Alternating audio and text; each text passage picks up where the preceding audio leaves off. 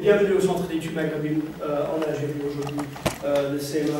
Aujourd'hui, on a le grand plaisir d'organiser une conférence avec le professeur Elvis Van den Hoek de Harvard Divinity School et de John Herman, conservateur émérite en art classique au Musée des Beaux-Arts de Boston, avec le concours du département des sciences de la Terre et le laboratoire de géoressources, environnement et risques naturels.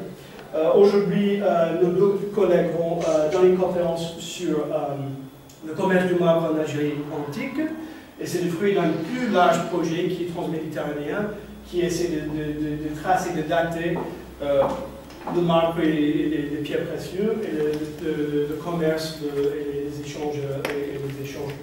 Ce n'est pas la première fois que Elvis et John soient parmi nous, puisqu'en le 12 mai 2008, ils ont déjà donné une conférence au musée Zabana avec le CMA sur les sources de marbre pour les sculptures et l'architecture en Algérie. Et je crois que c'est la 7e ou 8e fois déjà en Algérie, en visitant les carrés, en visitant les musées. Et, donc on est très content de les introduire aujourd'hui. On est très content que vous soyez parmi nous et que cette conférence va être modérée par le professeur Tabanouni du département des sciences de la Terre à l'Université d'Oran, qui aussi travaille sur le marbre. Je crois qu'on avait décidé, au lieu d'avoir une conférence à la classique, très rigide, ils vont présenter, et puis au fur et à mesure, si on a des questions, etc., et puis dès qu'elle termine, notre collègue va discuter un peu, va orienter la discussion. Donc, très bien. Merci beaucoup, merci, et je remercie alors l'invitation du Centre d'études maghrébines et Bobby Parks, et aussi je remercie le département des sciences de la Terre et le laboratoire Géoressources, etc. Alors, et je vais dire d'avance que moi je suis seulement le spokeswoman, parce que mon français est un peu plus avancé que mon mari, qui parle très bien l'italien. Mais alors nous avons travaillé ensemble sur ce terrain, mais lui est vraiment le spécialiste archéologue et moi je suis historien plutôt. Alors, je me exile. Je voudrais commencer que depuis les années 1980, les géologues et aussi d'autres scientifiques ont fait beaucoup de progrès dans l'application de leurs techniques d'analyse pour identifier les sources de marbre utilisées aux époques grecques et romaines. Et les archéologues et les historiens ont exploité efficacement ces nouvelles données scientifiques. Cependant, jusqu'à présent, les études sont majoritairement cantonnées aux rives nord de la Méditerranée. Nous sommes arrivés en Algérie en 2005 et avons été frappés par de nombreux beaux marbres produits par Enamarbre. C'est alors que nous avons décidé d'étudier, à l'aide de nouvelles techniques scientifiques, le rôle de l'Algérie dans le commerce de marbre de l'Antiquité. En 2006 et 2008, avec l'approbation et le soutien d'Enamarbre et du ministère de l'Énergie et des Mines, nous avons prélevé des échantillons dans 8 carrières algériennes. Avec l'approbation du ministère de la Culture, nous avons également prélevé des échantillons sur les objets des musées et sites archéologiques algériens, dans le but d'identifier l'origine de leur marbre. En raison de la variabilité du marbre, et je crois que c'est le bras de Bobby ici. Je suis coupable. En raison de la variabilité du marbre, nous avons pris nos échantillons à des intervalles de 50 mètres tout au long de chaque carrière et visé à obtenir au moins 20 échantillons pour chaque carrière, sauf les plus petites. Nous avons également recherché des indices d'utilisation de carrières dans l'Antiquité, et dans certains cas, nous avons trouvé des traces d'utilisation d'outils manuels pré-industriels. Ces traces constituent une preuve solide d'exploitation de sa carrière dans l'Antiquité. Nous avons également prélevé des échantillons dans certaines carrières en Tunisie. Alors, voilà les nombres. Nous avons pris 285 échantillons de carrière et 362 échantillons d'artefacts anciens. Chaque échantillon a été soumis à au moins un laboratoire et de nombreux échantillons ont également été examinés par un second laboratoire. La principale méthode est l'analyse des ratios d'isotopes stables de carbone et d'oxygène. Ce travail a été effectué sur l'ensemble de 647 échantillons par le professeur Robert Tykot de l'Université de Floride du Sud. Je n'entrerai pas davantage dans les détails de la technique, à part ceci, les pourcentages d'atomes ayant différents nombres de protons dans leur noyau sont calculés à l'aide d'un spectromètre de masse. Le professeur Tykot a également utilisé diffraction des rayons X afin de déterminer si le marbre était dolomitique ou calcidique.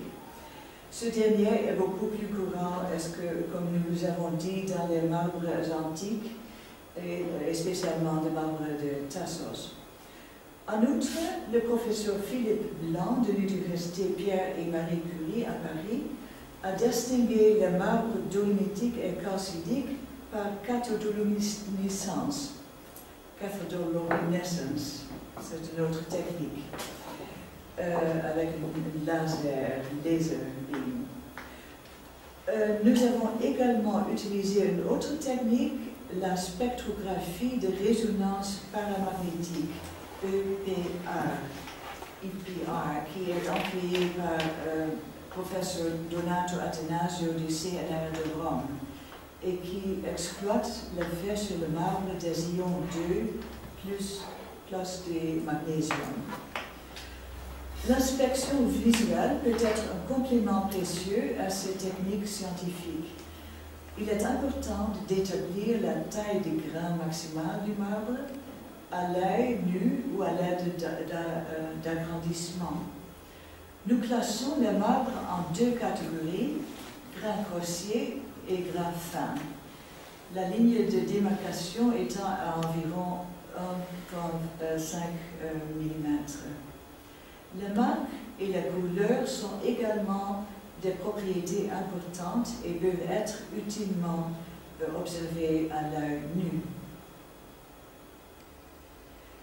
Nos résultats isotopiques sont pratiquement terminés et les différentes carrières forment des groupes cohérents avec quelques valeurs aberrantes. C'est toujours un problème. Toutes les carbonates compactes ont été inclus ici, qu'il s'agisse de vrais marbres ou de marbres en couche d'onyx, qui sont en réalité du travertin. Pour comprendre les groupements isotopiques, les résultats doivent être ventilés en différentes catégories. Alors, on commence avec le marbre blanc ou gris clair, c'est plus ou moins blanc. Vous pouvez voir ici les résultats isotopiques pour les trois principales carrières de marbre blanc en Algérie. Filfila en rouge, Cap de Garde en vert et Mamouna en bleu. Chacune est formée d'un groupe principal, dense et clairement séparé des autres. On remarque cependant une large zone de chevauchement entre le Cap de Garde et Filfila. Quelques valeurs aberrantes sont dispersées loin des groupes principaux, mais en général, il semble que la plupart des cas, il est possible de distinguer un marbre blanc d'Algérie d'un autre. Voici une autre façon de présenter les données isotopiques. Les ellipses définissent des domaines qui couvrent 90% des observations d'une carrière. Ce genre de présentation laisse apparaître plus clairement les zones propres aux différentes carrières. On pourra aussi tout simplement tracer une ligne autour des points sans utiliser d'ellipse. Chaque méthode a ses mérites.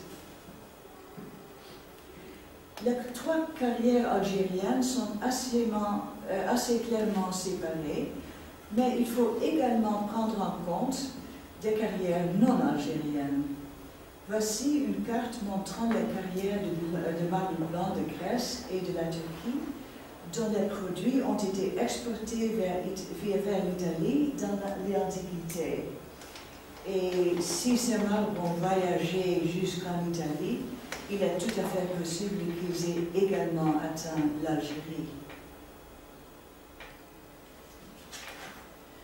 Lorsque l'on superpose les champs isotopiques de carrières internationales à ceux des carrières algériennes, la situation devient plus complexe.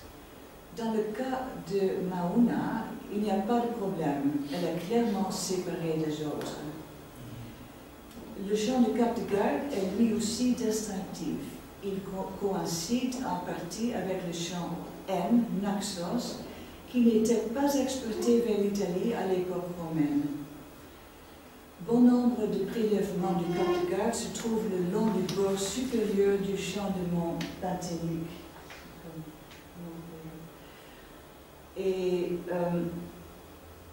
Mais le marbre du Pentélique a un grain très fin et on le distingue facilement du marbre grisâtre à grains grossiers du Cap de Garde. Il n'y a pas de problème. En revanche, Djebel Fifila, enfin bleu, pose problème, puisque cette pointe s'étale au centre du champ isotopique qui est déjà occupé par d'autres champs. Nos mesures indiquent que la Fifila a généralement un grain fin, mais qui peut parfois être grossier.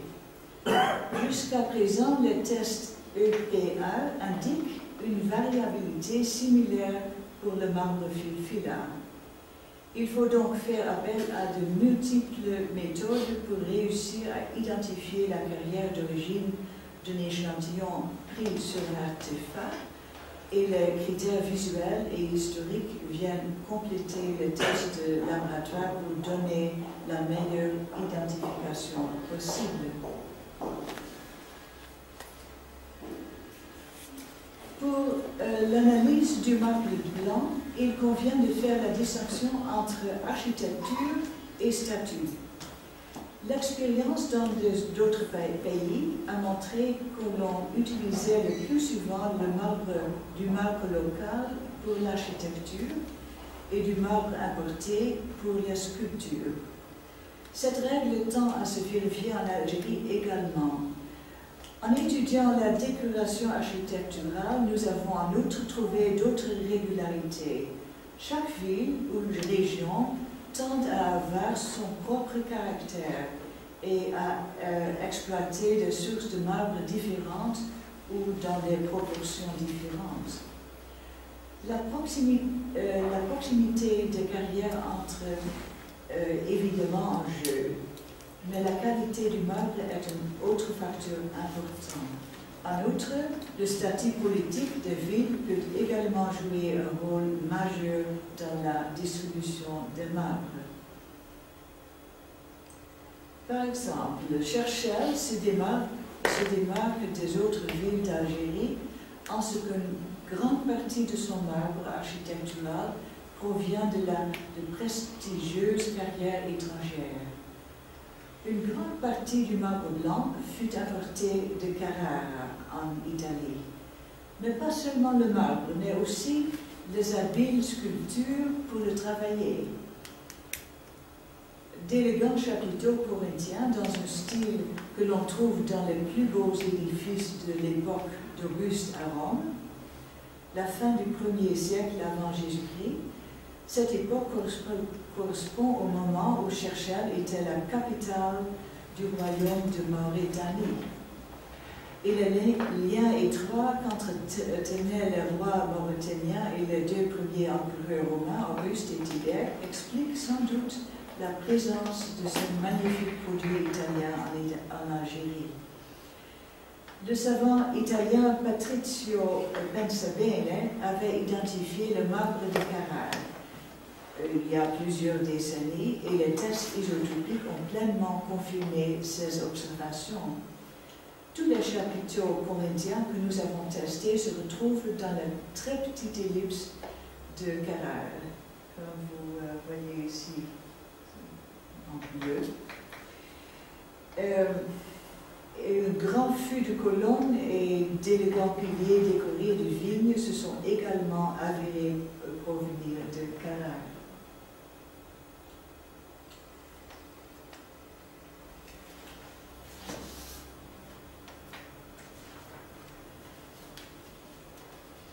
L'Italie n'est pas l'origine, la seule origine de tout le marbre blanc utilisé à cette époque.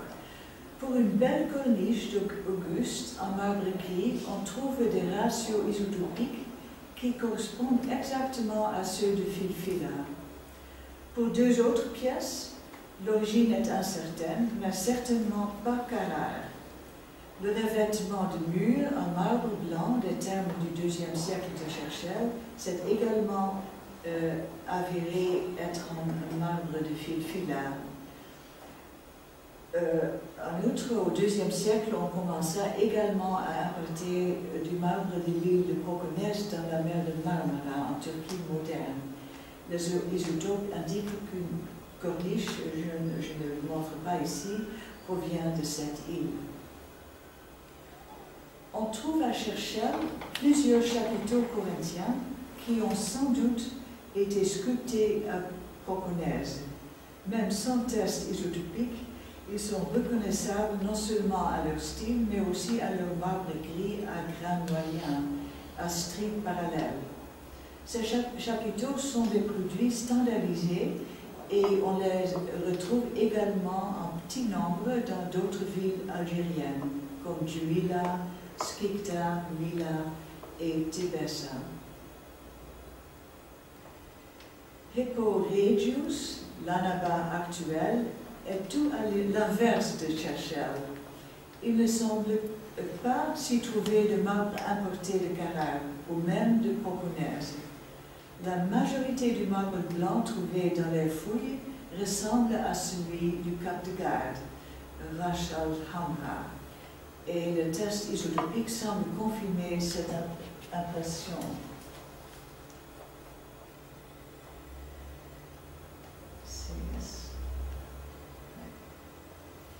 Nous avons cependant réussi à identifier une pièce provenant des carrières de Djebel Filfila. Le grain fin et la couleur gris clair unie de ce fût ressemblent à certaines zones de la carrière de Filfila et le test isotopique a confirmé cette provenance. Skikda se trouve à une courte distance de Filfila et il n'est pas surprenant que la plupart des décorations architecturales en marbre blanc semblent provenir des carrières de Filfila, ce que confirme le test isotopique. La majorité du marbre de Filfila semble être à grain fin et de couleur uniforme, comme le fût que nous avons vu de colonne à Hippone. Cependant, certains chapiteaux et colonnes semblent provenir du Cap de Garde. Le musée de Galma contient des artefacts provenant de plusieurs sites de Sabilaya. Nous avons également pris des échantillons dans les ruines proches d'Anouna, la Tbilis antique. De nombreux objets de ces deux endroits sont en marbre de Djebel Maouna, une carrière voisine. On y trouve aussi un pourcentage important d'objets en marbre de Filfila et du Cap de Garde. Le marbre de Maouna n'est pas idéal pour la décoration architecturale en blanc. C'est un travertin avec des couches et de nombreux trous. Il est difficile de trouver un marbre blanc pur à Maouna. La plupart est d'une couleur rose, comme ce chapiteau. Des veines rouges sont également fréquentes. En dépit de cela, certains des chapiteaux de Guelma et d'Anouna sont de meilleure qualité que ce l'on observe habituellement sur la côte algérienne. La rosette de roue à dents sur la bague de ce chapiteau corinthien est un beau trait caractéristique de la région de Guelma. Comme le montrent nos tests isotopiques, le marbre de Cap de Garde et Filfila étaient très largement distribués en Algérie. On trouve du marbre dépôt jusqu'à Tébessa, le vent au sud, et du marbre de Filfila jusqu'à Tcherchel. Mais le marbre algérien a même atteint des marchés plus éloignés. Du marbre de Cap de Garde a été reconnu en Italie à ses motifs vifs. On trouve très fréquemment dans les structures romaines en Italie des incrustations murales de marbre pointillé et strié. Les ouvriers marbriers italiens pensaient que ces motifs ressemblaient à une écriture incompréhensible et le nommèrent grec écrit, greco scritto en italien. Une niche dans une taverne à Ostia, le port de la Rome antique, présente une incrustation en grec écrit. On sait depuis 50 ans qu'une sorte de grec écrit peut être trouvée au Cap de Garde, mais cependant nous avons découvert récemment que la majorité du grec écrit utilisé en Italie provient de la Turquie, d'Éphèse. Néanmoins, les deux marbres pouvaient être utilisés ensemble. Le test isotopique a montré que cette niche contient les deux variétés. Le grec écrit d'Éphèse, plus prisé, est utilisé sur la partie supérieure de la face avant, comme vous voyez ici, et la variété du Cap de Garde, au motif moins vif et moins prisé, se trouve sur la face arrière. Vous voyez ici. Ce sont les deux côtés et on peut les déterminer les deux comme grec écrit, mais ils sont des différents marbres, différentes provenances. Les fuites de colonnes à motif de Cap de Garde sont également très populaires. Ils sont généralement des stries ou des bandes en diagonale et les motifs peuvent être denses ou très espacés, comme vous voyez ici. On y voit beaucoup de zones de stries courtes, de taches et de plats qui peuvent être considérées aussi comme du grec écrit. On trouve plusieurs de ces fûts rayés et tachetés en Italie dans le forum à Ostia, qui date du IIe siècle. Nous avons échantillonné deux de ces fûts et les ratios isotopiques de l'un à gauche indiquent qu'il provient du Cap de Garde et l'autre à droite a des marques différentes comparables à celles de carrière de Filfila. Cette identification est confirmée par les isotopes qui se situent entre deux groupes de valeurs aberrantes de Filfila. L'exportation des fûts de colonne en marbre du Cap de Garde semble avoir été considérable. Cette carte est basée à la fois sur des identifications visuelles et des tests isotopiques. Nous avons testé les fûts de 8 de 20 sites. La distribution de ces fûts est concentrée dans l'est de l'Algérie, la Tunisie et les zones d'Italie et de Libye qui bordent le centre-ouest de la Méditerranée. Le fait que ces fûts de colonne sont apparemment absents de Cherchel et d'autres sites du centre et de l'ouest de l'Algérie est pour le moins surprenant. Le marbre du Cap de Garde était exploité non seulement pour les fûts de colonne, mais aussi pour les chapiteaux. Nous avons testé plusieurs chapiteaux corinthiens à Carthage dans la Tunisie moderne et leurs isotopes confirment qu'ils sont du Carthagène. Un exemple du milieu du IIe siècle est très semblable à un chapiteau d'Hippone et il semble probable que des sculptures de ce qui est aujourd'hui l'Algérie aient sculpté ces deux pièces. Elles sont très pareilles. Filfila exportait également du marbre pour les chapiteaux, comme on peut le voir sur un chapiteau corinthien du IIIe siècle à Carthage. Là encore, il est très probable qu'il ait été sculpté par une sculpture de l'Est de l'Algérie. Une pièce presque identique a été trouvée dans les fouilles du théâtre d'Hippone. Les isotopes montrent que la pièce d'Hippone est sculptée en marbre local du Cap de Garde.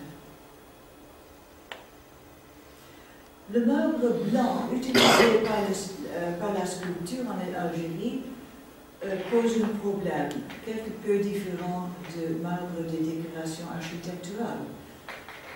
Comme en Italie, on utilisait pour la sculpture beaucoup de marbre importé de Grèce et de Turquie.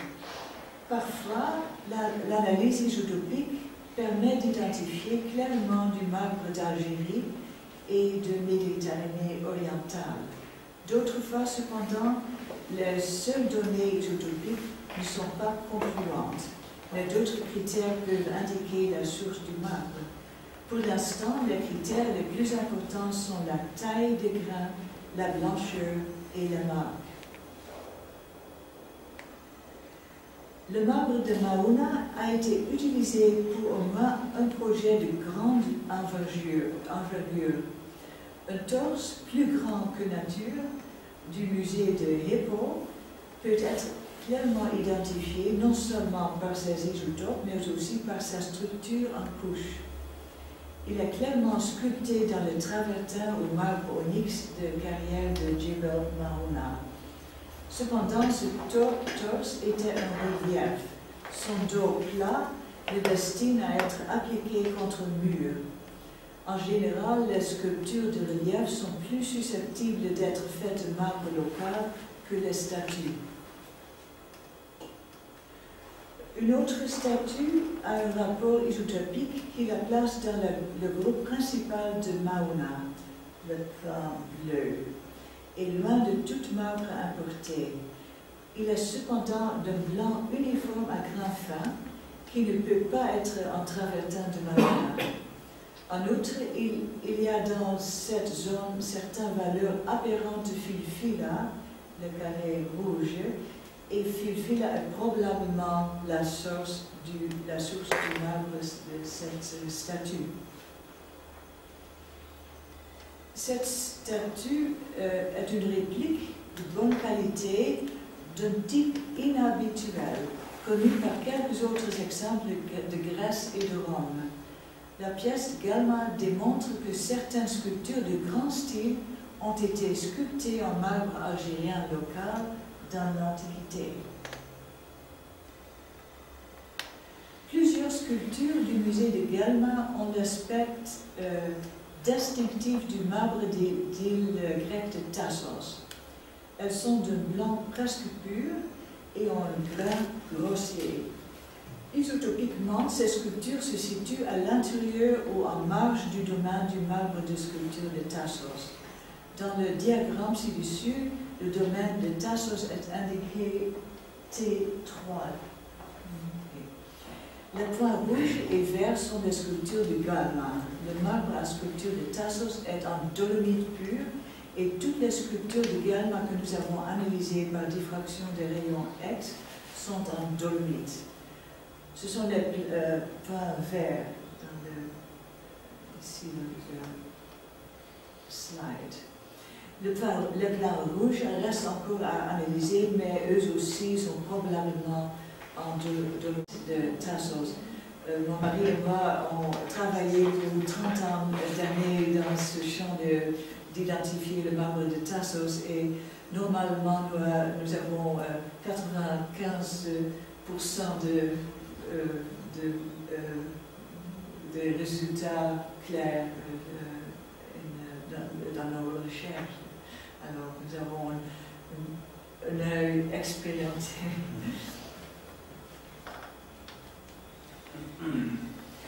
L'une des plus belles et des plus impressionnantes sculptures d'Algérie est faite en marbre dolomitique de Tassos. La tête et le torse de Jupiter à Guelma, qui vient de Camisa. Ce Jupiter est sans doute inspiré du Jupiter du temple principal de la colline du Capitole à Rome. Un autre torse magnifique du dieu Bacchus à Guelma est de marbre blanc pur à grain fin, qui est à présent marqué par les intempéries. Ces caractéristiques visibles à l'œil nu et ses rapports isotopiques indiquent clairement que son marbre provient d'une carrière spécifique en Turquie qui est découvert récemment par nos amis italiens. C'est à Göktepe, dans l'ouest de la Turquie. Alors c'est une rarité ici d'avoir un marbre tellement rare aussi en Algérie. Ce torse en armure de Guelma, probablement un empereur romain, est fait en marbre du mont Pentélique près d'Athènes.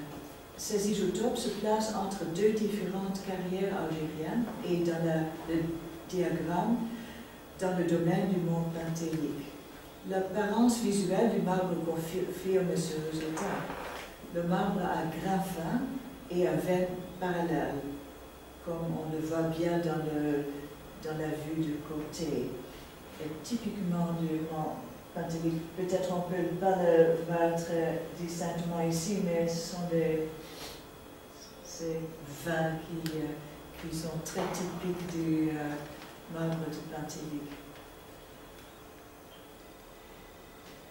Il y a plusieurs statues en marbre à Guelma qui proviennent de façon certaine du Filfila, tant par leurs caractéristiques visuelles que par leurs isotopes de carbone et d'oxygène. On retrouve ce marbre gris à stries blanches non seulement dans les statues, mais aussi dans la carrière de Filfila, comme vous voyez ici. Deux des pièces testées ont des isotopes placés à droite dans la bande principale de la carrière de Filfila. Les statues faites de ce marbre sombre ont tendance à être de mauvaise qualité.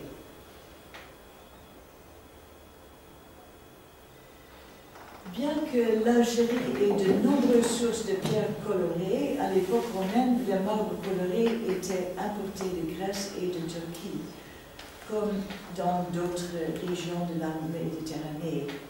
Le marbre pouvait venir sous la forme de blocs que l'on coupait en fines plaques pour couvrir les planchers et les murs, ou bien sous forme de prestigieux fûts de colonnes. Ce fût provenait habituellement de carrières contrôlées par l'empereur romain et était attribué comme marque de privilège. Cherchel fut particulièrement favorisé en tant que capitale et on trouve beaucoup de colonnes colorées importées. On trouve également de fûts colorés en grand nombre à Tébessa, ainsi que quelques-uns à Skikda et un ou deux à Épone. Deux marbres des îles grecques ont été utilisés pour de splendides et grands fûts de colonnes à Cherchel. Le vert, qui est appelé en italien Cipollino, ou marbre Magnon, et de Carestos sur l'île de Evia, ou Eubée, et le marbre rose, ou rouge, de l'île de Chios, qui s'appelle Porta Santa en Italie. Ça c'est le Cipollino et Porta Santa.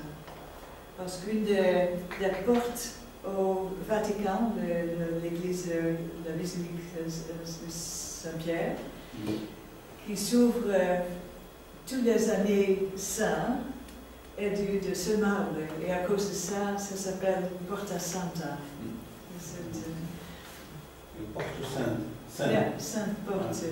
Et c'est tous les 25 ans, je crois. Ou tous oui, pour les 25 ans, c'est ouvert, mais pas les autres ans.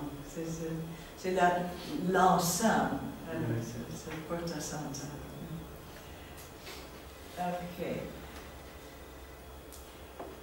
Des fûts de ces deux sortes de marbre ont fait leur chemin jusqu'à Tebessa.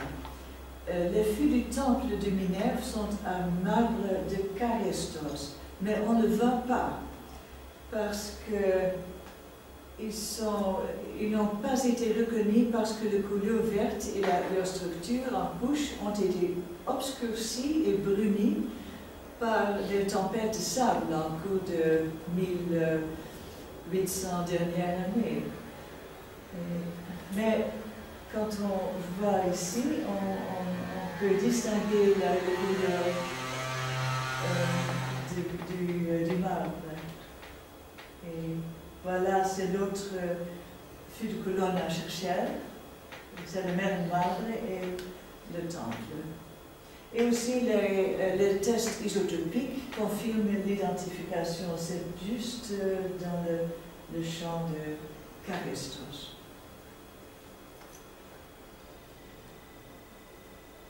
Il y a plusieurs colonnes en brèche rouge en Algérie, mais leurs sources sont problématiques.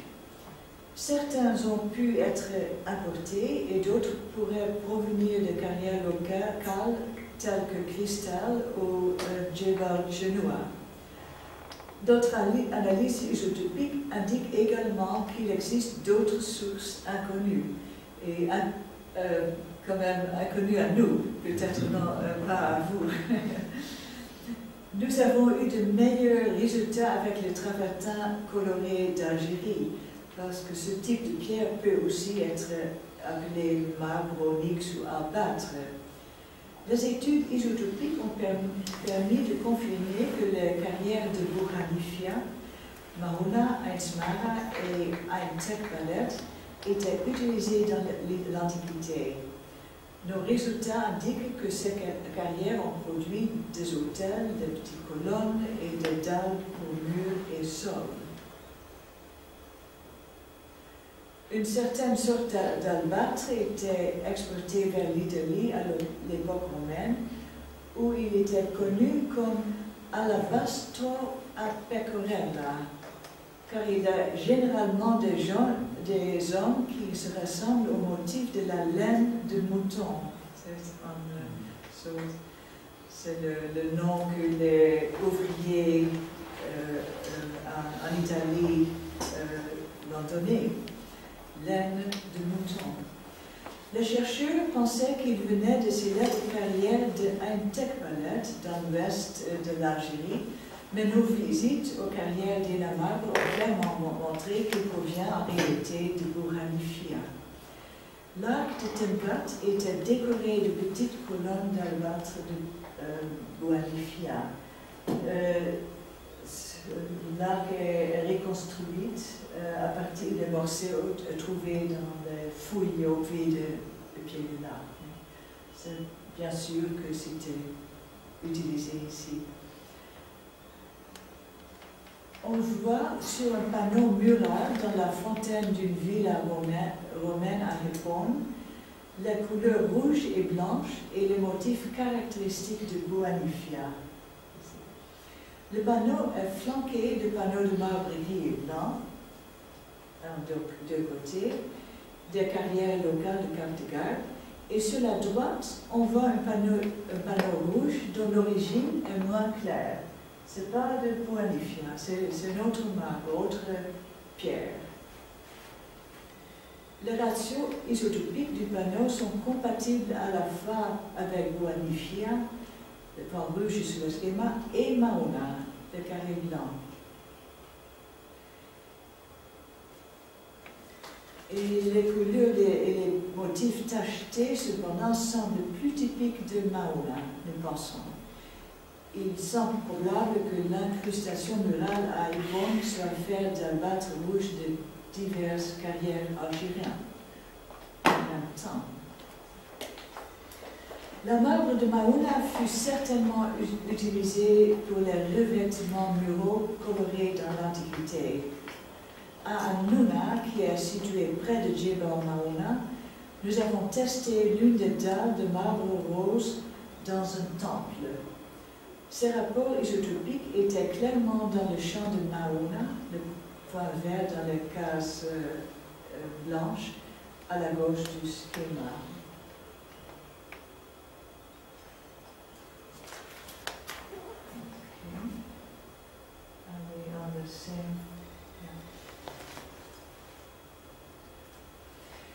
L'onyx doré d'Ainsmara était également utilisé. Les valeurs isotopiques d'une petite colonne dans le musée de Constantine entrent clairement dans le domaine d'Ainsmara, le carré noir. La colonne ressemble en outre la même apparence visuelle que le marbre de la carrière. Un hôtel à Skikda correspond également à Ainsmara, tant visuellement que par test isotopique.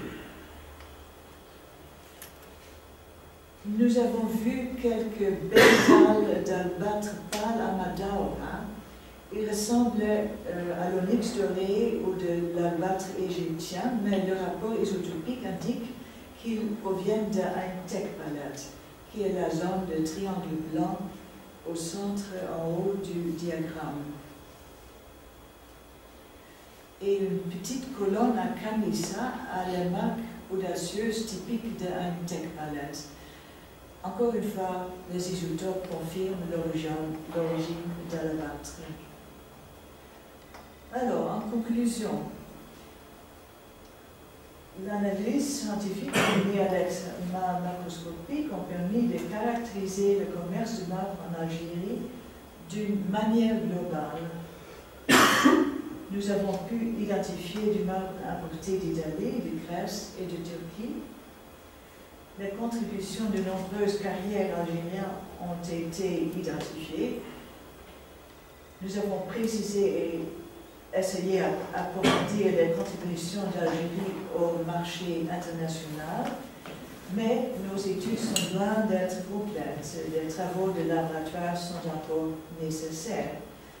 Et le programme d'échantillonnage dans les carrières, d'abord, et aussi dans les musées, a été essentiel. Et alors c'est le gouvernement algérien et le ministère de l'Énergie et des Mines, le ministère de l'Agriculture, qui nous ont aidés et nous les remercions pour le soutien. Aussi,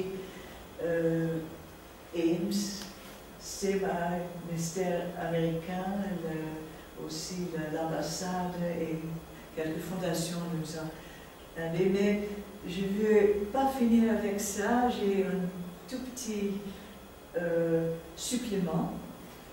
Et voilà, parce qu'on nous demande toujours, et aujourd'hui, quels marbres algériens sont exportés en Amérique.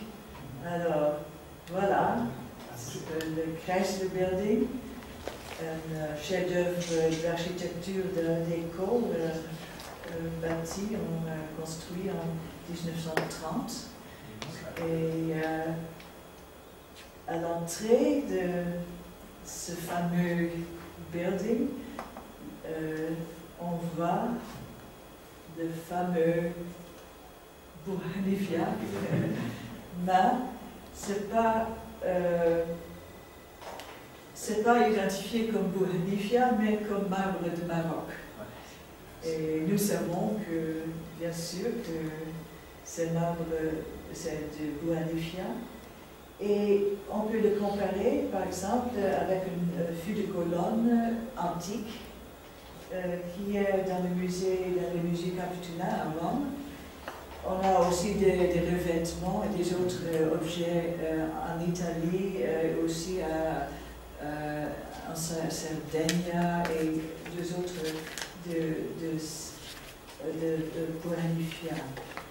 Et même nous avons trouvé il est possible que le trottoir devant l'entrée du Kaiserwälder soit en travertin à une tech-palette.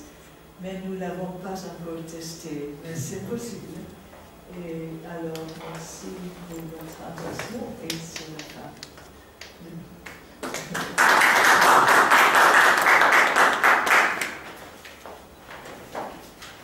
Merci du voyage. Oui, c'était un grand voyage.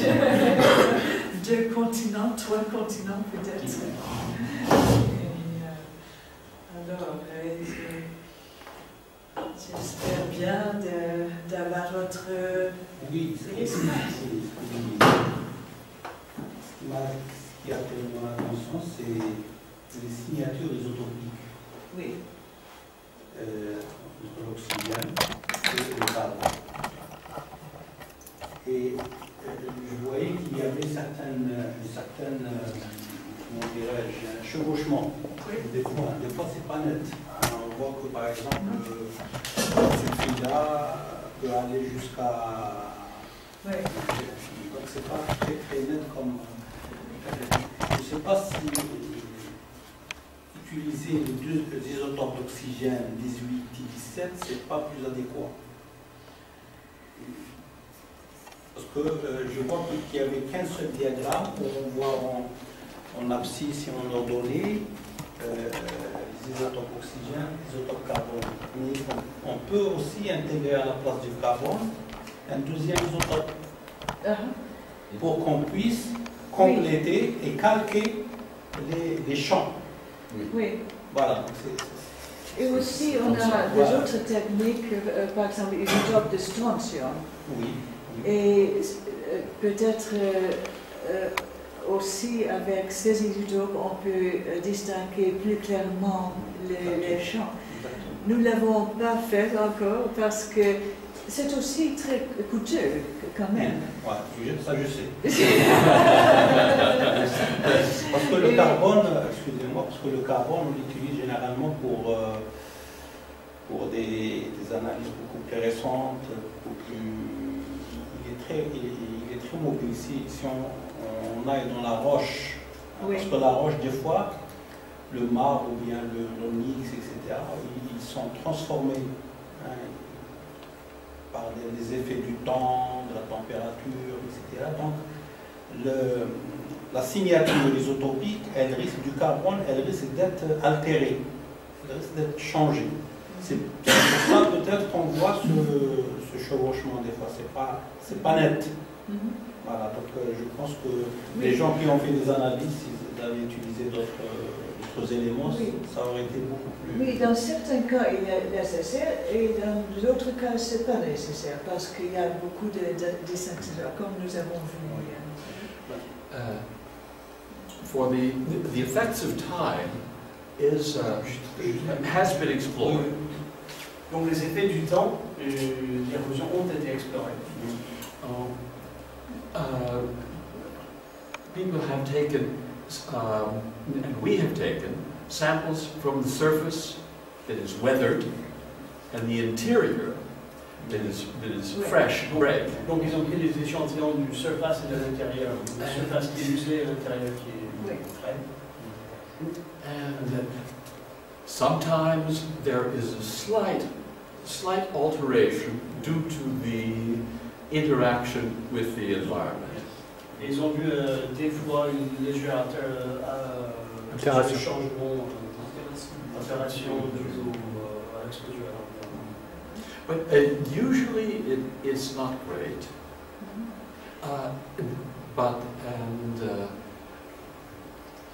We have tried to take our samples from fresh marble, where alteration of surface will not be a problem.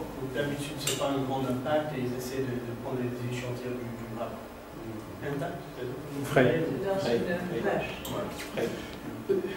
The alteration of the surface is a subject of great interest. L'altération du surface est le sujet de grand intérêt. For the purposes of for artistic purposes, for the purposes of determining the authenticity of a work of art, to identify fakes. Pour des raisons artistiques, pour identifier l'authenticité de l'objet, parce que ce n'est pas seulement les objets des fouilles qui sont authentiques quand même, mais aussi du marché ou des choses qui ne sont pas, on ne sait pas d'où ils viennent. Aussi dans les musées ici, il y a des objets qui sont trouvés inconnus il y a 100 ans et on ne sait pas d'où ils viennent. Unfortunately, there's no consistent pattern. It has not been a reliable method to determine authenticity. We're disappointed. Malheureusement, ils sont déçus que ce n'est pas une méthode dont on fait confiance. Parce que la roche est beaucoup plus ancienne quand même que les objets sculptés. Il y a aussi l'analyse microscopique de la roche. Oui. Parce que chaque roche, dans le cas des onyx ou bien des marques, elle a un pourcentage bien spécifique de calcite, d'aragonite, etc., de minéraux. Oui. Alors, si une étude microscopique, on fait un comptage de points, c'est-à-dire l'onyx du Bouhnifia, il a tant de pourcents de calcite, tant de pourcents d'aragonite, tant de pourcents, etc. Ça aussi, ça pourrait être un indice de reconnaissance au niveau des marbres à l'échelle. Nos collègues le font aussi. Nous n'avons pas inclus ici, mais c'est fait ou on le fait aussi, oui. Parce que c'est ça, la première chose qu'on fait en tant que géologue, c'est ça. Avant qu'on passe à l'analyse chimique, on fera la microscopie. La macroscopie, ensuite la microscopie, ensuite la géochimie. Voilà. Oui, c'est ça. Il y a une discussion aussi entre les hommes scientifiques, quelle méthode est la plus importante quand même. Mais il faut toutes les méthodes. Actually, the analysis by thin section by geologists is the oldest method to identify marbles, and cette technique c'est le plus ancien système d'identité. And now restudying some of the same sculptures with these geochemical methods. En réétudiant les mêmes sculptures avec les techniques de géochimie. We found that some of the old identifications, purely with traditional thin section petrographic analysis, were in fact incorrect. So, on trouve plus les échantillons en fait anciens avec l'ancienne technique erronée.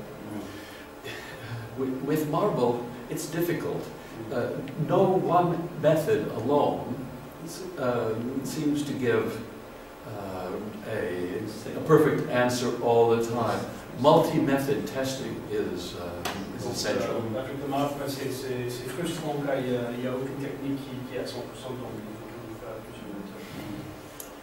And often it's possible only to express results in terms of percentages. Probabilities. Yeah.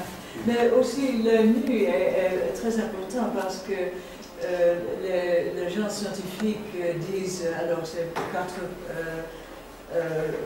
80% probabilité d'être chiral, mais en même temps c'est le grain gros. Alors c'est impossible. Oui, effectivement, dans Filfila par exemple, il y a des zones où le grain il est fin, très fin, oui. Et il y a des zones où le grain il est grossi. Oui. Donc l'œil nu ici, ça peut nous induire en erreur. Et aussi, lorsqu'on compare du marbre blanc, c'est beaucoup plus difficile lorsqu'on compare du marbre de couleur. Par exemple, Bouhnifia, on le connaît à l'échelle mondiale. Oui. Le cristal, on le connaît à l'œil nu. Oui. Oui. D'accord, mais le blanc, c'est un peu Oui, difficile. c'est plus Voilà. difficile.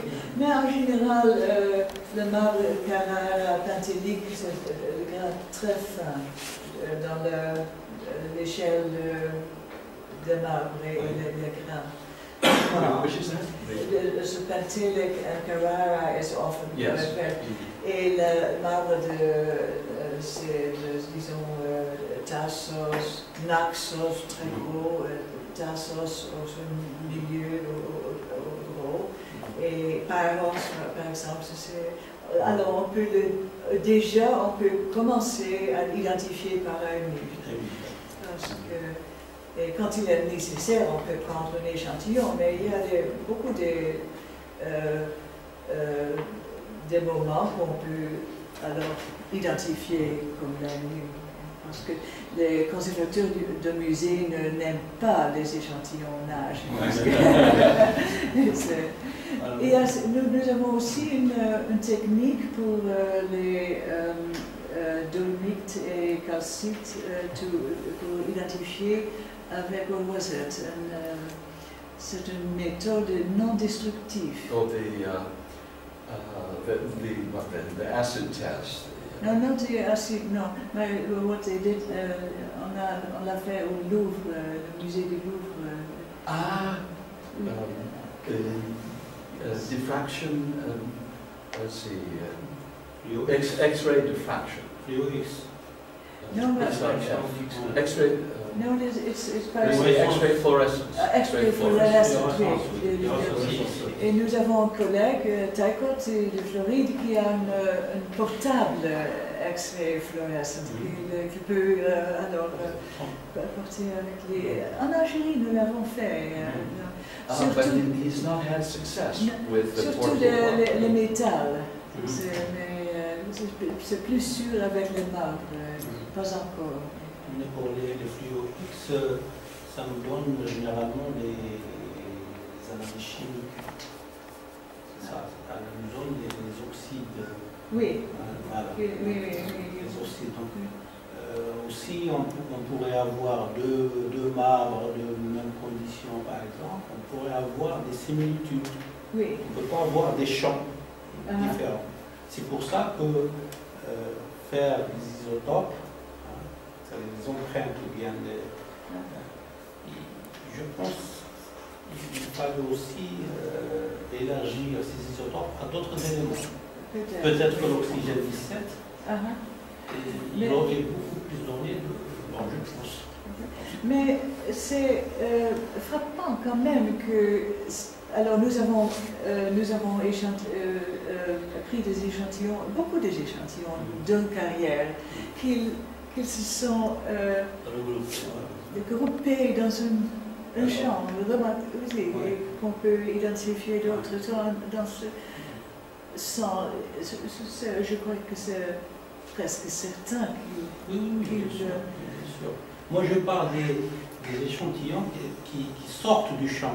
Oui, c'est ça qui me dérange. Oui, pour les points qui sont bien regroupés dans un champ tranquille, etc., il n'y a pas de problème. Mais ils sont toujours des aberrantes. Je ne sais pas pourquoi, mais ça arrive toujours. We call that outliers. Yeah. Oui, pardon, j'avais une question qui n'est pas une question spécialiste, c'est une question de journaliste. Ah oui. En Algérie, on dit qu'une partie de la Maison Blanche, White House, à Washington, a été construite en partie avec du marbre blanc d'Algérie. Oui, et ça peut être vrai ou ça peut être non vrai. Parce que, alors, nous avons entendu cette histoire et nous avons envoyé une email au conservateur du White House et on n'a jamais répondu. Qu'est-ce que veut dire Alors, ça peut être vrai, mais... c'est possible. C'est possible. Historiquement, c'est ça. Oui, Je ne c'est sais pas, il a possible. été construit quand, historiquement, c'est possible que les marbres soient arrivés par la France. C'est peut-être, mais on n'avait pas... je ne suis pas certain, je ne peux pas dire oui ou non. On ne sait pas. Je ne sais pas. Si Mais si pour vous dites le- pardon, on a le droit de dire oui. Non, C'est normal, c'est en personne. non, mais nous avons... alors, Rendez-nous nos marbres. on peut... Mentioned the story in the newspaper in Mujahid yesterday that puts the White House story into our mouth. Okay. No, I also heard this story about the Library of Congress. Ouais, aussi, ils disent il y a la bibliothèque de Corée qui est la bibliothèque nationale américaine. Oui, et, mais je veux bien le rechercher et Il faut prendre des échantillons. peut-être On les donne à Mais- monsieur. ce que je suis sûre, c'est le Chrysler Building, parce Ça, c'est que officiel. nous l'avons vu, et aussi le pavement, c'est intéressant. D'ailleurs, ceux qui ont visité la précédente, c'est vraiment c'est un intégral magnifique, je crois, à l'intérieur, non? À la précédente. Oui, coloré. Ouais. Donc le même marque que le Chrysler Building. Ouais. C'est très Et bien. il y a aussi quelque chose à Tarbalet, il y a deux types de pierres. Il y a l'onyx, le Tarbalet qui est très demandé. Oui, Maintenant, les réserves sont pratiquement. Philippe. Oui, malheureusement. Ah, Et il y a aussi le travertin. ah, Alors, ce que je sais, c'est que dans les années 40, dans les années 50, il y avait beaucoup de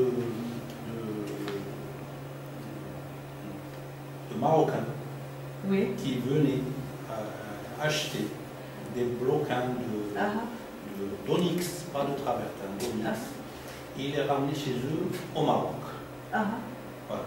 Donc ils les prenaient sous forme d'onyx brut. ah, C'était de bloc. de blocs, voilà, Ah de oui. blocs. Ah. Ils les achetaient et ils les ramenaient chez eux au Maroc. Ah. Donc ça, Peut-être oui, le commencement du marbre du Maroc, parce que oui, c'est une très bonne interprétation, je crois. Parce que nous avons pensé que peut-être Bourhanifia, c'est un mot difficile pour les Américains, pour les Anglais. Morocco, c'est facile. Bah, oui, Maroc, on connaissait. On est plus dans l'exotisme Le plus facile, c'est Fifi. des Américains. Et d'ailleurs, il y a à signaler que l'image de l'arabe aux États-Unis avant les années 70, avec le pétrole, c'était l'image de la Légion étrangère. Oui. L'image, au fait, c'était l'image de l'arabe algérien, mais qu'on a toujours pensé au Maroc.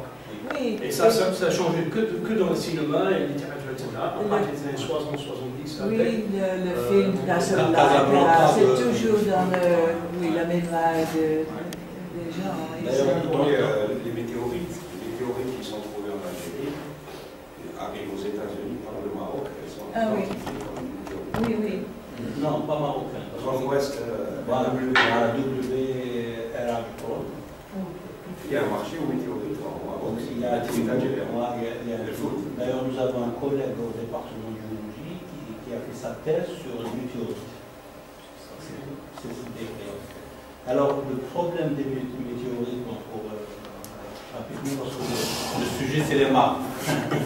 Le problème des météorites, c'est que les gens viennent, ils achètent la pierre, le météorite, ils la transportent au Maroc. Alors, au Maroc, il y a un business. Il y a un marché libre. Chez nous, il n'y a pas ce marché-là. Alors, les gens viennent des laboratoires européens, etc. Ils achètent ces météorites pour des analyses, des études, etc. Mais ils ne peuvent pas dire que c'est une météorite qui est tombée dans le... Sinon, c'est entre dans un pillage. Comment? Sinon, c'est considéré comme un pillage. Oui, C'est un peu. c'est un pillage. Parce que si on Donc, fait... scientifiquement, ils sont obligés à dire que c'est une météorite pour éviter. Non, ils doivent déterminer les coordonnées par GPS. Ils doivent démontrer l'impact aussi. L'impact, c'est-à-dire le petit cratère, là où ça dépend où c'est vu. Et il faut aussi qu'elle soit qu'on publie dans une revue scientifique, pour qu'on puisse dire que cette météorite vient de telle région. Ça, c'est un autre... Mais peut-être au futur, je peux alors continuer et Par rapport à la réponse demander. de la Maison Blanche. Oui, aussi peut-être demander l'ambassade ici pour investiguer. Parce que c'est Vous avez intéressant. envoyé un courrier officiel là. Pardon? Vous avez envoyé un courrier officiel à la Maison Blanche. Did you An send email. you sent An an email. email to the White House? Oui, oui, nous l'avons, mais il n'y a pas de réponse, alors c'est la fin. Mais, parce qu'il faut y aller, c'est très difficile d'entrer, vous savez, il faut, alors... Peut-être il faut chercher aussi dans des pays plus proches, tels que la France. Comme ah oui, mais en France... c'est-à-dire les colons de Notre-Dame, c'est ça? Oui, les Oui, colons oui, de- bien sûr, J'ai bien sûr. j'ai des informations. Oui. Moi, les colons de Notre-Dame de Paris Oui, proviennent oui, oui, oui. du bar Du de... marbre, d'Algérie. du granit partout en France, des We saw pavements. the columns in Notre Dame. I've forgotten what Et notre, et Is it- Sacré-Cœur. in Oui, Sacré-Cœur. Sacré-Cœur.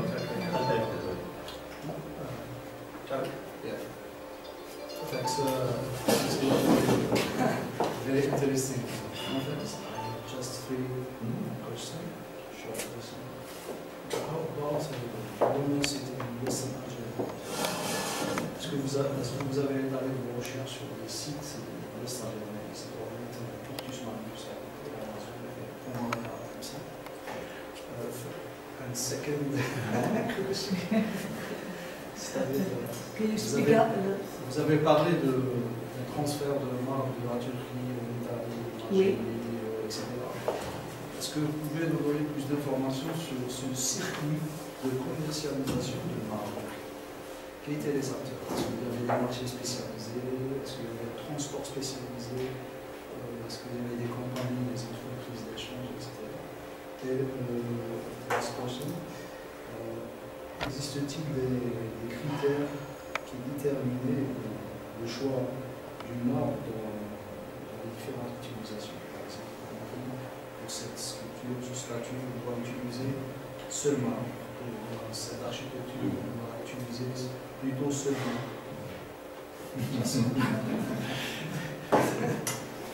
excellent questions. Question de géographie. Can you repeat the question? I didn't hear it from here. Let's see, let's see.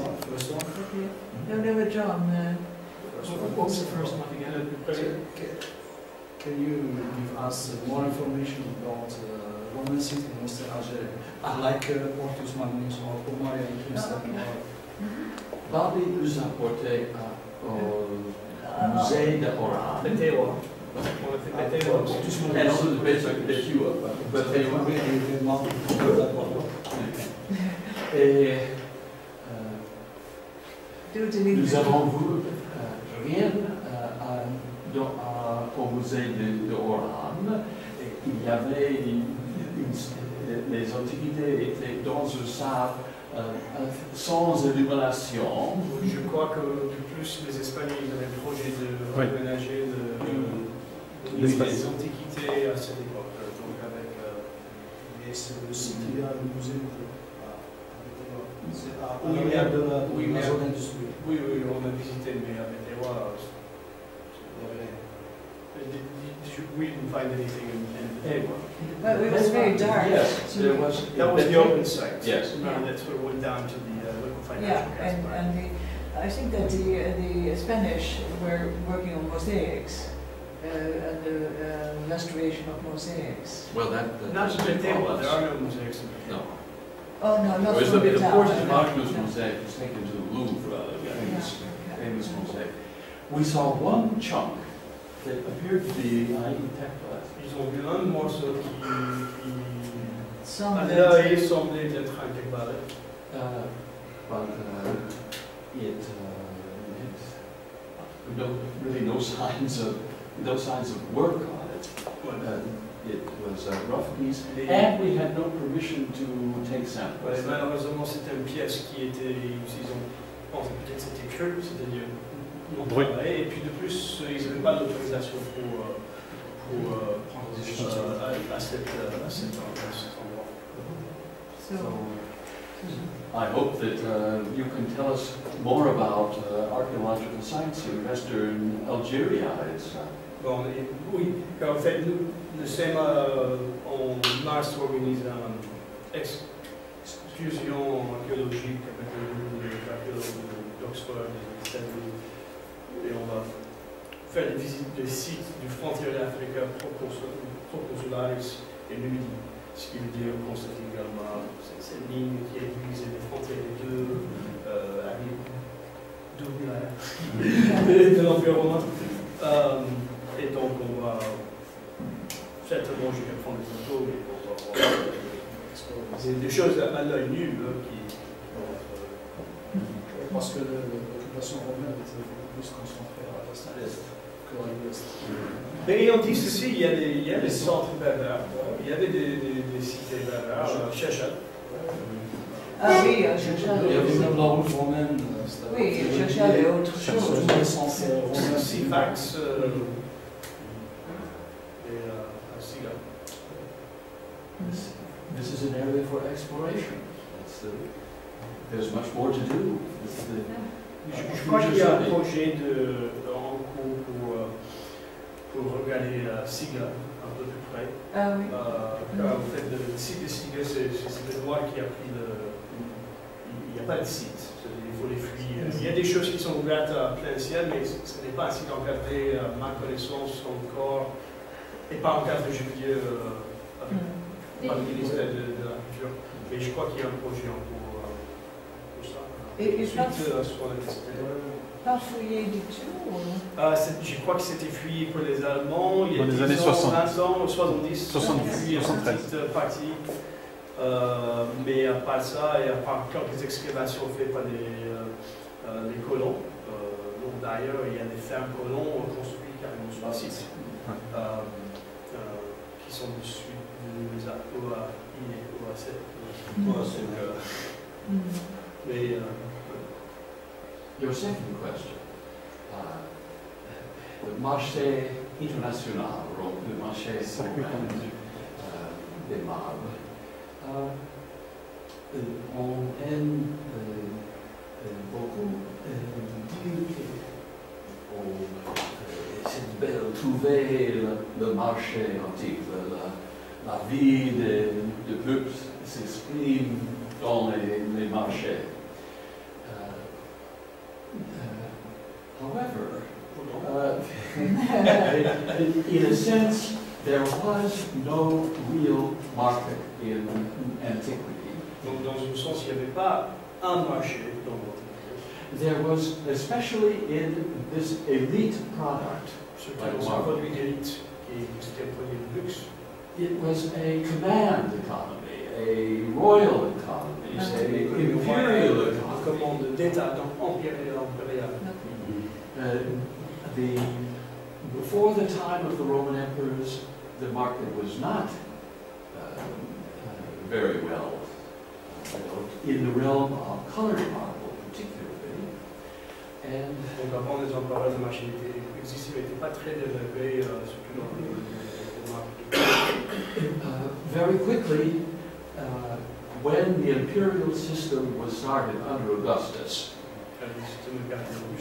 they began to the emperor began to take the quarries as his own property.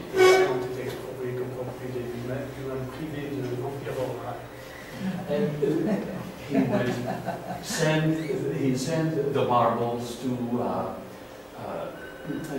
privileged clients like the Bois of Mauritania. Le marbre était destiné aux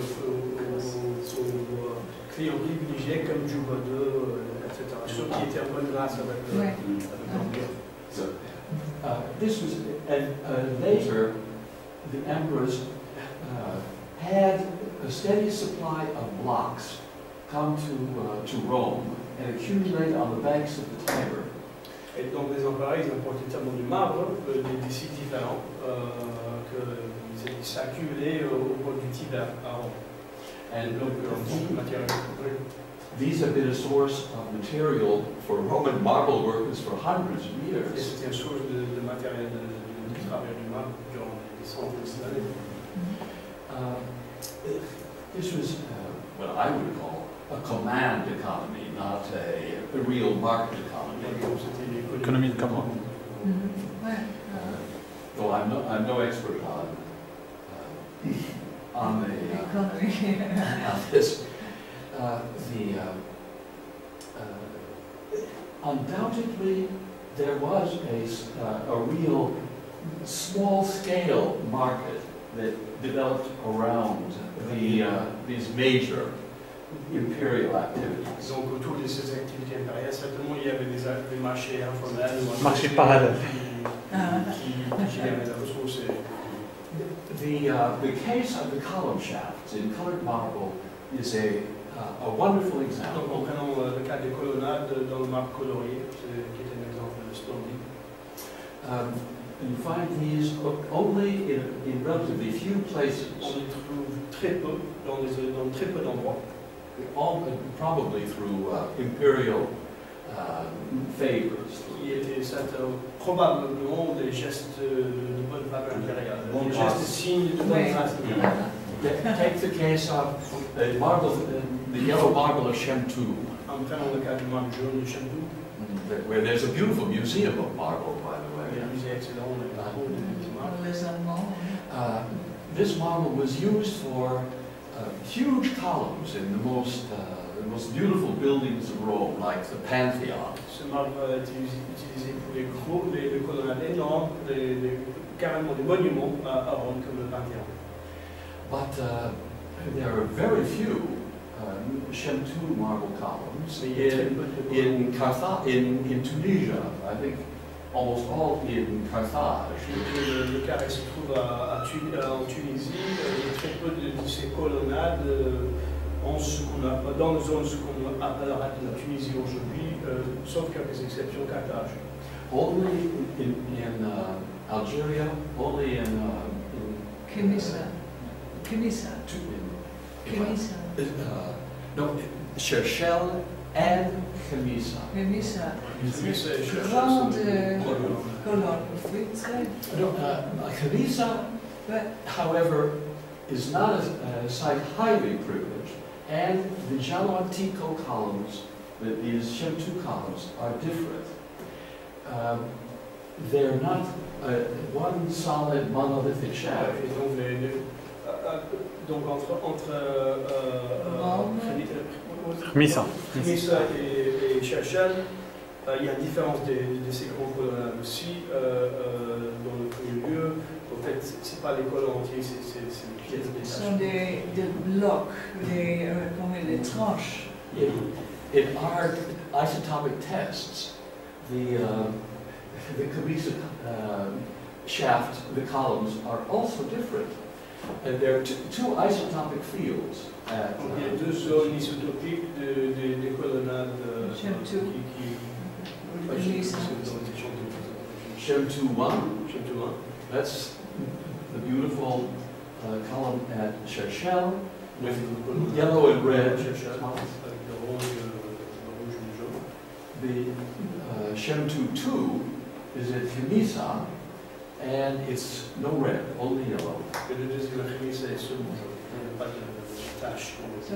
So what you now call first and second grade. Comme ça. But in the realm of little pieces for carreaux, pour pavillon, on trouve Chengdu Dapetu, petite pièce. Ainsi, in this realm of the incrustation and the little slabs, there may have been a real flourishing private market. Mais pour les petits morceaux de marbre issus de ces carrés, pour les détails, pour les décorations, certainement probablement il y avait des marchés florissants informels. C'est des chutes. For boats, this is a question that many people love to investigate. Certainly, to transfer obelisks from Egypt to Rome, specialized boats were needed. They had to be built specially. Il fallait avoir des bateaux créés spécialement pour transporter les grandes œuvres comme les obélisques d'Égypte, à partir des œuvres de Rome. But this does not seem to be true for other kind of stone cargo. Any kind of blocks were used. Any kind of bolts were used. Ceci n'est pas certainement forcément le cas pour d'autres types de pierres. Les obélisques, oui, mais pour les blocs, etc. In the latest publication of our group, Osmosia, there's a wonderful article that touches on whether there were special boats or not. Justement, dans la dernière publication de son groupe Osmosia, il y a une publication qui demande, qui pose cette question, qui adresse cette question spécifique, s'il y a des bateaux spécifiques ou pas. Mais la réponse est non. Parce qu'il y a beaucoup des underwater wrecks, so now we know much more about Il y avait beaucoup de naufrages, donc on peut beaucoup transport blocks. comme ils ressemblent les bateaux. Il y a pas mal d'obélisques sur la Méditerranée, dans la Méditerranée. Oui. Ouais. Tout à l'heure, vous avez parlé de colons qu'on trouve de moins en moins vers l'ouest de l'Algérie. C'est-à-dire Oui, oui. Voilà, donc les colons les trouvent côté. Voilà. Oui. Donc, est-ce que, je ne sais pas si c'est une projection, est-ce que cela veut dire que les gens qui habitaient l'ouest de l'Algérie dans la période antique, ce n'étaient pas des privilégiés? Oui, Peut-être. ça dépend aussi de l'époque, bien sûr, mais oui, parce que comme John a dit, pour les éléments architecturaux, c'est plutôt régional Oui. et de pierres régionales. Et à partir de Cherchel et vers l'ouest, pratiquement, il n'y a plus de grands... Non, nous avons à Volubilis, par exemple, il n'y a pas de marbre, presque pas. Mais il y en a des occasions, par exemple, ce très beau chapiteau à Rabat qu'on a trouvé. Yes. Peut-être tu peux expliquer un peu sur ce, parce que c'est quelque chose qui a trouvé par coïncidence récemment à Rabat. À Rabat. Oui, parce que moi je suis pas, mon mari est spécialiste de chapiteaux et moi je ne sais rien. Maybe you can tell something about that capital. We were astonished in our trip to Morocco to see right at the port, where the river goes into the Atlantic Ocean, a magnificent Roman column of the capital of the most extreme beauty and magnificent columns, but it's unique. L'origine. Donc, c'était étonné de voir chaque we could not, beauté we couldn't come close. Surtout sur l'Atlantique. Et justement. Et de quelle époque? C'était de quelle époque, John? Du temps de la Bouche ou plus tard? Quelle époque? I think it was sort of maybe Flavian or Hadrianic. Around year 100. Fin du 1er, 2e siècle. Alors, c'est vraiment rare de trouver une pièce comme ça en marbre en Maroc, parce que plutôt c'est les pierres locales qu'on a employées là. À Volubilis même, je ne sais pas, il y a beaucoup, peut-être de pavement, il y a un peu de marbre, mais pas beaucoup. Est-ce qu'il y avait un transport terrestre de ces blocs de marbre dans l'Antiquité? Un transport terrestre. Ah, Aussi, entre oui, les oui. Tchèques pour porter Parce les marbres parce- à l'eau. parce que nous avons nous savons le prix des marbres aussi dans l'Antiquité, parce qu'il y a une édicte du Dioclétien, de l'empereur à la fin du IIIe siècle, qui dit tous les prix de marbre.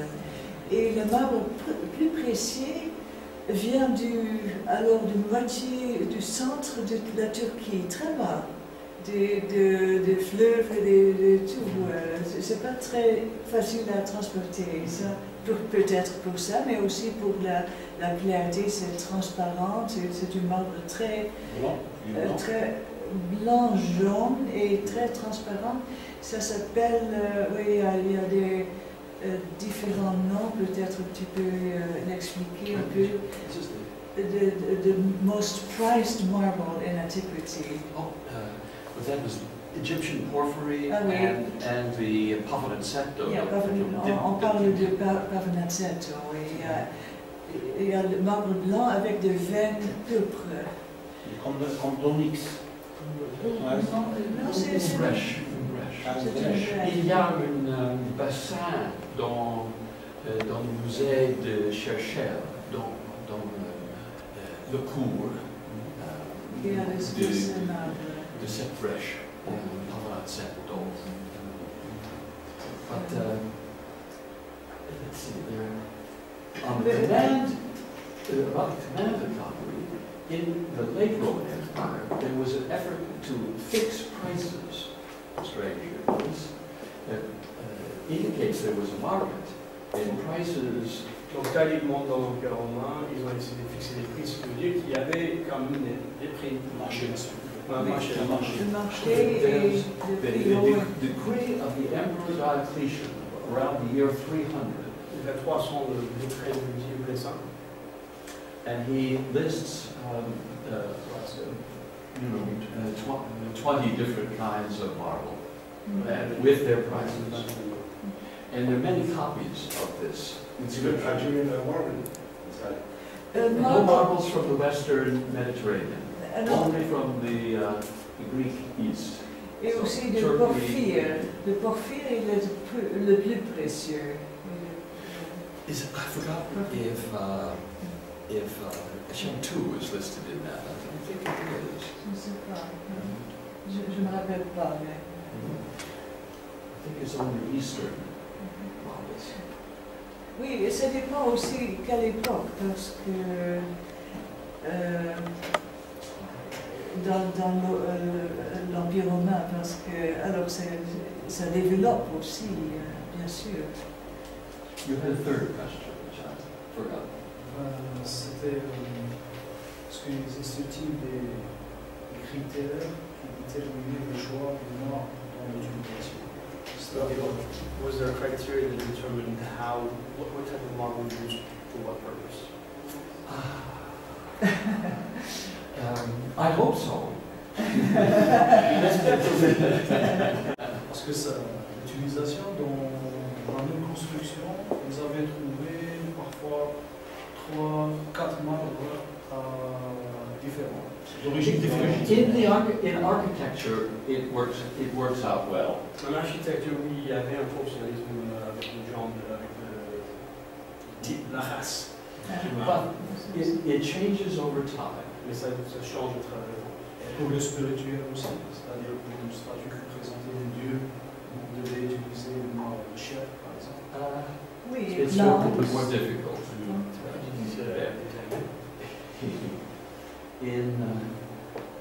But take the case of architecture, that in the beginning of the empire, around the year 1, Carrara marble was very important in Italy and in southern France, and as we see at Chercheurs. Donc on prend dans le cas de l'architecture vers le début de l'Empire, c'est-à-dire l'année 1 de l'Empire romain. Le marbre de Carrara en Italie était très prisé avant dans l'Empire italien et puis le sud de France. In the 2nd century, the marble from Turkey made a huge invasion. It took over the market in Italy. So there's more marble from Asia Minor, from Turkey, than there is from Carrara. Donc, au deuxième siècle, ça a changé. L'empreinte des marbles turques, de ce qui est Turquie aujourd'hui, était beaucoup plus important. A certain amount of marble architecture comes also from Mount Pentelicon near Athens. But even in the 2nd century, Carrara it preserves its position as a marble for capitals in Italy. Donc le marbre, même au deuxième siècle, le Carrara a gardé sa position comme le marbre utilisé exclusivement dans les chapiteaux. But then there develops a kind of a marble package from Turkey in the late 2nd century, 3rd century, time of Septimius Severus, where you take granite from northwestern Turkey, granite from the Troad, and you match with capitals from Proconnetian marble. Donc au 3e et 4e siècle, ils ont commencé à utiliser du granit, aussi de Turquie, et l'attachant avec les chapiteaux du marbre. Much of this, you see this all the time in Leptis Magna, in Lydia. On voit ça chez nos voisins en Libye. There's a good example in Jamila, in the temple of the Severan family on the. Donc dans le temple du famille Sévérin, à Jamila, on voit Troad granite shafts, Proconnetian capitals. Yeah, because also the capitals are different from the capitals that were originally African capitals from Asia Minor. So there are all kinds of types. So you only not only have to differentiate the marble, but also the style of the capitals. So almost certainly certain styles have certain marbles, as I understand it. Oui, certains styles de chapiteaux avaient aussi ces marques spécifiques. Donc, il y avait un style africain. There's an African kind of capital that was that you see in Hippo, for example, but that was also exported to Italy. And so, and it's very different from other parts of the Comme world. produit fini. Donc, il y avait des chapiteaux comme produits finis qui ont été exportés, qui sont aussi locaux, avec un style local. Est-ce qu'il n'y avait pas les sculptures entre les différents pays? Par exemple, lorsqu'on voit un chapiteau monté ici en Algérie, à l'est de l'Algérie ou bien en Tunisie, est-ce qu'il n'y avait pas une interdépendance de style de sculpture? Est-ce qu'il n'y avait pas un style africain, un style grec, un style italien? Oui, un style et aussi de méthode de construction. It works well with architecture. Yeah. It's more difficult with sculpture. Et donc, pour revenir à la question de Tarek, oui, on peut dire que plus ou moins ça fonctionne avec l'architecture. Il y a un marbre pour un style, mais que les styles et les goûts changent à travers le temps. Mais pour les statues, tout ce qui est artistique dans ce sens-là, c'est beaucoup plus problématique. C'est plus difficile. Comme vous voyez avec cette statue de la femme ou déesse, c'est la même chose en Italie qu'ici à Guernsey. Une copie. Une copie, oui. On a fait des copies. Il y a beaucoup de théories sur ces copies and how that was done with how they managed in a way to copy things. Donc il y a des thèses qui essaient des projets de recherche qui essaient de comprendre comment ils ont pu faire la reproduction des œuvres déjà faites dans les ateliers différents à travers l'Empire romain. Because we have found in our marble studies that you have, let's say, a certain marble used for a certain type of sculpture. You find one in Tunisia, North Africa, but also one in Asia Minor and one in Rome. And so yeah, or perhaps the sculptors traveled around with their marble. So there are all kinds of stuff. But it's very hard for sculpture to determine. It's much easier for architecture. En 1994, j'ai eu la chance de visiter Cara. Ils nous ont fait visiter deux sites. Oui. Alors les deux sites, c'est à partir de deux sites c'est le plus cher. C'est le marbre le plus cher, oui, le plus blanc, le plus maculé, qui est le moins affecté de fissures, etc. Ah oui. Alors c'est un marbre qui est extrait du cœur de la montagne, c'est des mines souterraines. Ah oui. Voilà, donc il y avait deux sites et il n'est pas fait pour la construction, ou bien pour le dallage, ou bien le revêtement, c'est fait uniquement pour la sculpture. D'ailleurs, ils nous ont montré un scanner, ils font passer le bloc de 16 tonnes ou 18 tonnes, et ils le font passer dans un scanner pour capter les micro-fissures. Oui. Alors une fois passé au scanner, ils donnent un genre de visa, un certificat, voilà, c'est le terme, pour qu'ils puissent le vendre à des artistes ou bien à des... Voilà. Voilà. Il ne va pas s'amuser à acheter 3 mètres ou bien 4 mètres cubes il va travailler le buste, ensuite il va casser à cause d'une micro-fissure. Voilà. Donc ils nous ont dit que depuis longtemps, je ne sais pas qu'est-ce qu'ils voulaient dire depuis longtemps, c'est des sites où on extrait du marbre pour les sculptures. Voilà. Oui, aussi, il y a quelques sites en Grèce, par exemple le marbre de Paros. Et il y a aussi sous terre, oui, ça s'appelle Lichnites, parce que moi, je ne sais pas pourquoi, mais... aussi un peu à Docunium et à Göteborg. Aussi sous terre, oui. Et c'est pour les sculptures ou bien? Oui, bien uniquement. Oui, voilà. oui, parce que c'est le marbre très blanc et avec très fin. Très fin. Ouais, le Paros c'est pas trop fin, mais pas trop, mais très blanc et pas fin, moyen. Mais aussi le marbre de Tassos, mais le marbre de Tassos parce que c'est dolomitique, c'est très dur. Oui. Et c'est pas facile à sculpter. Mais un bon sculpteur à Rome peut faire des miracles, quand même. Nous avons identifié une petite production à Fassos des sculptures préfabriquées, des thèmes particuliers pour jardin, on peut dire. Pas très fréquent. D'habitude, pour exemple, le marbre de Tassos doit être exporté à fond des blocs irréguliers.